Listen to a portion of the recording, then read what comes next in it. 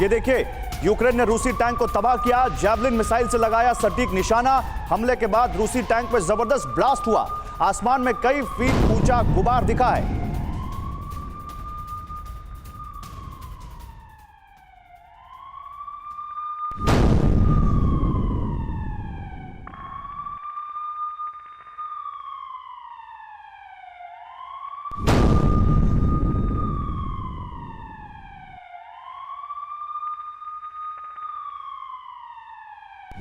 और देखिए, एक और बड़ी खबर है, यूक्रेन पर बहुत बड़े अटैक की तैयारी में है रूस।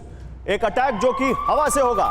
यूक्रेन में हैवी अटैक ड्रोन्स डिप्लॉय करेगा रूस, ये बड़ी जानकारी सामने आ रही है। 500 बॉम्ब से लैस ड्रोन से हमला करेगा रूस। फैब को कहा जाता है फादर ऑफ ऑल बॉम्ब्स, और उससे यहां पर बड़ा अटैक कर सकता है रूस। घातक मोटार माइन से लैस ड्रोन से भी अटैक की तैयारी है। और इसी से जुड़ी एक और बड़ी खबर है, रूस किस तरह से 30 अप्रैल के काउंटर ऑफेंसिव के लिए खुद को तैयार कर चुका है। अब ये देखिए, बेलारूस के रक्षा मंत्रालय ने एक बहुत बड़ा दावा किया है। बेलारूस के रक्षा मंत्रालय ने दावा किया कि बेलारूस के सैनिकों ने भी इस्कैंडर मिसाइल की ट्रेनिंग ले ली है। वो मिसाइल जिसने 60 जॉर्जियन सैनिकों की जान ले ली, जो रूस ने दावा किया है। इस्कैंडर मिसाइल अब चलाने में सक्षम है बेलारूसी सैनिक। बेलारूस में रूस की इस्कैंडर मिसाइल तैनात कर दी गई है। और अगर मैं गलत नहीं हूं एवीएम श्रीवास्तव, एक छोटा सा रिएक्शन, तो ये मिसाइल परमाणु वॉरहेड भी ले जा सकती है। और वहां पर बेलारूस में परमाणु हमलों की इंफ्रास्ट्रक्चर बना दिया गया है। बिल्कुल, तो उन्होंने पहले ही कहा था। लेकिन एक बात मैं यहाँ कहना चाहूँगा, आपने जो डेजर्ट स्टॉर्म से इसका कंपैरिजन किया था, तो डेजर्ट स्टॉर्म की खूबी ये थी कि सस्टेन्ड बम्बार्डमेंट हुआ था इराक के ऊपर जी, वो डेजर्ट स्टॉर्म की खूबी थी।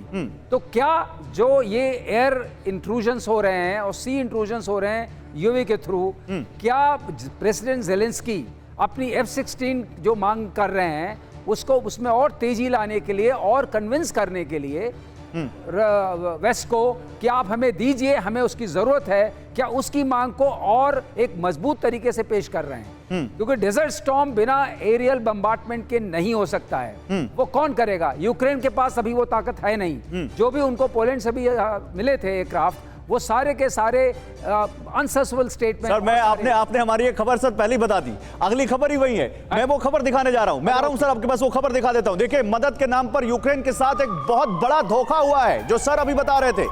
मदद के नाम पर यूक्रेन के साथ हुआ सबसे बड़ा धोखा।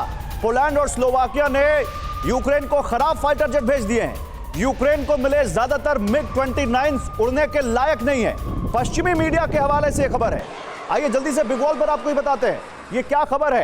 एवीएम श्रीवास्तव आज हमारा रन पढ़ के आए लगता है, उन्होंने पहले ये खबर बता दी। मैं पहले ये खबर दिखाता हूं, फिर उनके पास जाता हूं। पोलैंड और स्लोवाकिया ने यूक्रेन को खराब फाइटर दिए हैं, खराब फाइटर जेट्स।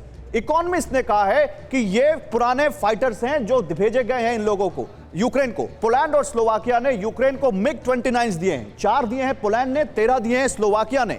और MiG-29 फाइटर जेट में लगे इक्विपमेंट पूरी तरह से काम नहीं कर रहे हैं, और इसी वजह से यूक्रेन लगातार नए फाइटर जेट्स की मांग कर रहा है। एएम श्रीवास्तव, प्लीज आप बताइए, आप क्या कह रहे हैं इस बारे में? मैं ये कह रहा था आपसे, आपने जो कहा कि ये खबर पढ़ के आए, एक्चुअली ये बात जब ये इनको दिए गए थे तभी ये मालूम था कि MiG-29 हमारे पास भी हैं। MiG-29 को मेंटेन करना, सस्टेन करना अपने आप में एक बहुत मुश्किल मुहिम है।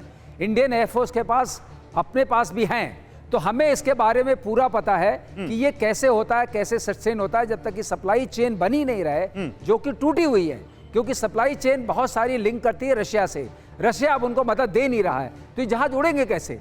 हर सॉर्टी के बाद आपको जरूरत पड़ती है, इसलिए वो टूटे होंगे, वो सर्विसेबल नहीं होंगे, और एक दूसरे से कैनिबलाइज करके। बिल्कुल सही कह रहे हैं, लेकिन इसी रख दिए और 2 जहाज से सामान निकाल करके 3 उड़ा रहे हैं। वही मैं दिखाना चाहता हूं, जरा देख लीजिए, हमारे पास वो नंबर्स भी हैं जो पोलैंड और स्लोवाकिया ने जो फाइटर जेट्स दिए हैं, वो फाइटर जेट्स भी देख लीजिए। पोलैंड ने जो भेजे हैं वो 4 फाइटर जेट भेजे हैं, और स्लोवाकिया ने पहले 9 भेजे थे, और अब उसने भी 4 फाइटर जेट्स वहां पर भेज दिए हैं, ऐसी जानकारी आ रही है।